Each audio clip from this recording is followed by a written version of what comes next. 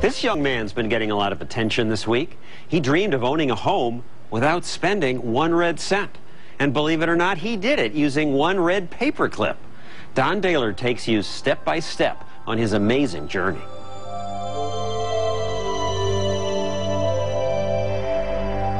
I embarked on an adventure, and that paperclip symbolically holds it together. And it's really easy to remember. 1 red paperclip. For Kyle McDonald, it's a simple question. What is 1 red paperclip worth? The answer is more complex and more inspiring than anyone could ever imagine. At 26, Kyle has blazed a new trail in trading on the internet from his computer in Montreal, Canada. Starting with a single red paperclip, he wondered, was it possible to make enough trades to eventually get a house? His inspiration was a childhood barter game called Bigger and Better. Wow, it'd be cool if instead of getting the job to buy the house, if I just played Bigger and Better until I actually traded up to a house. And that's when I looked down on my desk and saw 1 red paperclip and said, I'll start with that. Putting his job as a salesman on hold, Kyle placed an ad on Craigslist, a website that allows people to trade something they don't want for something they do want.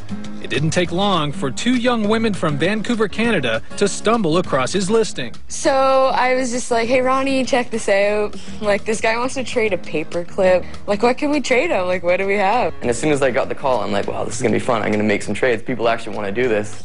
So the first object that you traded for was what? First thing I traded for was a pen shaped like a fish. 2 days later, Kyle traveled to a convenience store parking lot to trade his 1 red paperclip. He then swapped the fish-shaped pen to a woman in Seattle, Washington, who gave him a tiny doorknob with a smiley face. The doorknob was traded to a man in Amherst, Massachusetts, for a camping stove. What had started as a game was now taking on a life of its own, so he created his own website, oneredpaperclip.com. Did you ever get kind of wacky offers? I probably get about 5 really weird ones a day. People started offering virginity, body parts, a soul. I said, sorry, I don't deal in souls, or I don't deal in body parts. But legitimate offers also began coming in. He found a Marine sergeant in California who needed the camping stove and traded for a generator. I went from a generator, which I thought was great, to a keg of beer, which I knew was great. And 2 days later, a local radio DJ named Michel Barrette said, I need to get in on this. I'll offer you my snowmobile. So Kyle, who is now a celebrity, traded for the snowmobile. I can't wait to take it for a spin, but I really can't wait to trade it again. Then he was interviewed on Canadian national television, where he announced he would consider almost any trade, except one. I will go anywhere in the world except for Yak, British Columbia. So I thought, well, that's safe. No one's ever going to make an offer from there anyways. Woke up in the morning, the phone rang. Hi, Kyle, my name's Jeff. We want to make you an offer. And I'm like, oh, great, cool. And he's like, our offer is we want to bring you to Yak. So he's here and he's got a snowmobile, but you... So Kyle traded the snowmobile for a weekend in Yak in the Canadian Rockies, population 200. There's the keys. Snowmobiles are yours? He traded that for a small panel truck and then a recording studio contract. Then he met a young singer-songwriter named Jody Gannett, who desperately wanted to record her music. It's smoking, no joking. And with this trade, Kyle began to realize something very special was going on, that he was not only bartering for a house, but that he was in the business of granting wishes. So what did you offer? I offered 1 year of free rent in a 1-bedroom apartment in lovely downtown Phoenix. So I ended up calling Kyle. She said, I really want that recording contract. This is my opportunity to get my album done. You know, her personality came through over the phone. I said, done. Double bid. So Kyle made the trip to meet Jody, with a legion of media following his every move, as he exchanged the recording studio contract for the keys. And the keychain. People said, you got your house. You know, you've made it to this house. And I was like, well, it is a house, but I only have it for 1 year. I'm going to keep going till I own a house. And it was at this point that Kyle met a woman named Leslie Krieger, a friend of Jody's, who wanted the 1 year's free rent so she could save some money.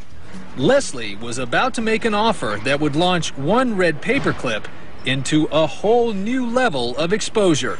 And she says, what I would like to do is get you to hang out for an afternoon with my boss. I said, "Who is your boss?" And she goes, "Alice Cooper."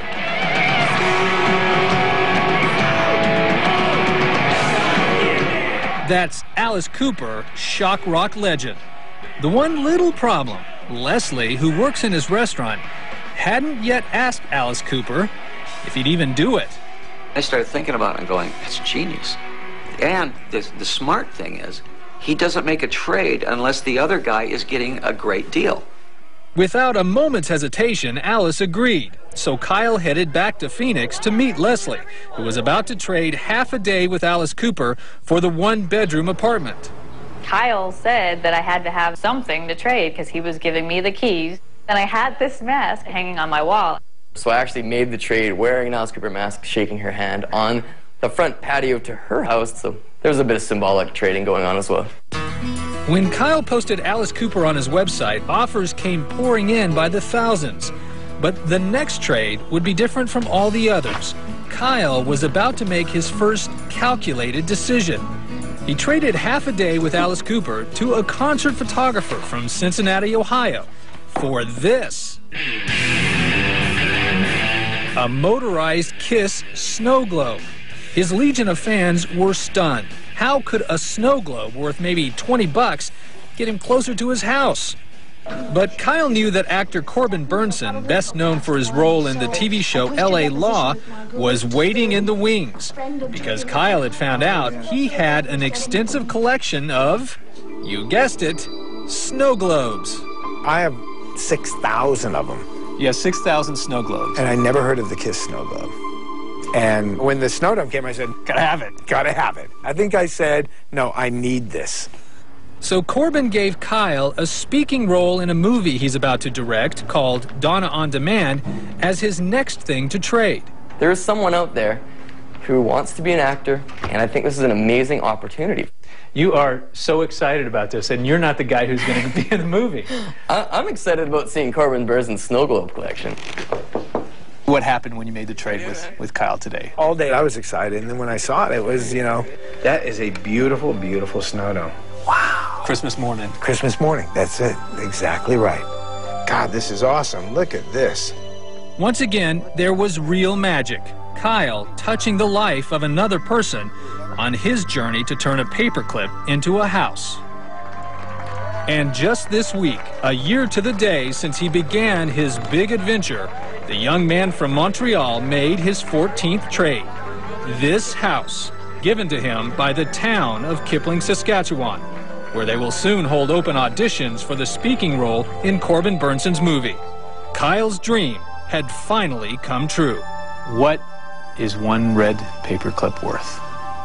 The paperclip in itself is not worth anything. It's what Kyle's done with the paperclip. And the power of this story is Kyle.